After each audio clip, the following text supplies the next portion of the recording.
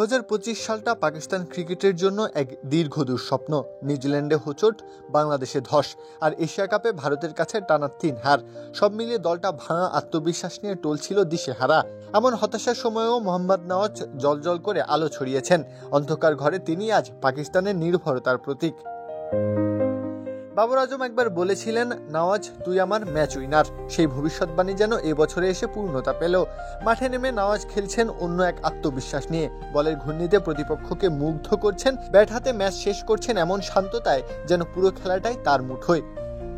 19 ম্যাচে 310 run, strike rate 135-এর ওপরে, সঙ্গে 25টি উইকেট আর ইকোনমি 6.66। এই সংখ্যাগুলোই বলে দেয় 2025 ছিল নওয়াজের বছর। পাকিস্তানের ব্যর্থতার সময়ও গল্পের ভেতর তার পারফরমেন্স ছিল এক রঙিন অধ্যায়।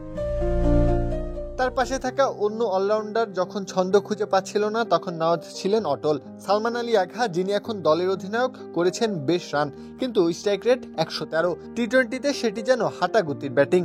ফাহিম আশরাফ ভালো শুরু করেও ধারাবাহিক হতে পারেননি, আর শাদাব খান পূর্বের জৌলুস হারিয়ে ফর্মের বাইরে।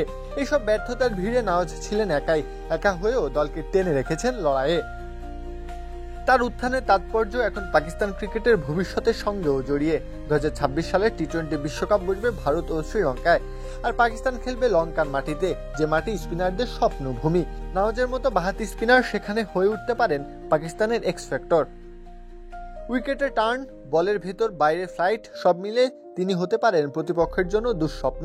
তার সাথে ব্যাট হাতে তার উন্নতি এখন স্পষ্ট। শেষ দিকে নেমে ম্যাচ শেষ করার মানসিকতা গড়ে উঠেছে, যা পাকিস্তান দলে বিরল গুণ। নওয়াজের এই নতুন রূপ কেবল পরিসংখ্যানের গল্প নয়, এটি মানসিক পরিপক্কতার গল্প। একসময় যিনি ছিলেন অস্থির, এখন তিনি শান্ত, স্থির, পরিণত।